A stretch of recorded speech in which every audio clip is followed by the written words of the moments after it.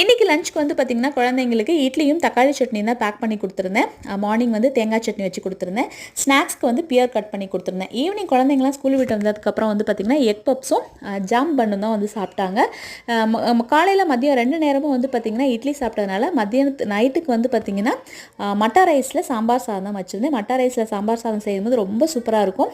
ரைஸை நல்லா கழுவிட்டு 1 கப்புக்கு 3/4 கப் அளவுக்கு பருப்பு போட்டுட்டு சின்ன வெங்காயம், பூண்டு, தக்காளி கட் பண்ணி போட்டுட்டு என்ன காய் வேணாலும் போட்டுக்கலாம். நான் வந்து பார்த்திங்கன்னா அவரைக்காய், கத்திரிக்காய், உருளைக்கிழங்கு, கேரட் தான் போட்டிருந்தேன். அடுத்து மஞ்சள் தூள், சாம்பார் பொடி, மிளகாய்த்தூள், கொத்தமல்லி தூள், பெருங்காயத்தூள் இதெல்லாம் போட்டு டேஸ்ட்டுக்கு தகுந்த மாதிரி உப்பு இதையும் போட்டுட்டு நிறைய தண்ணி ஊற்றிட்டு நம்ம 5 விசில் வச்சு எடுத்ததுக்கப்புறம் நம்ம தாளித்து கொட்டிடலாம்.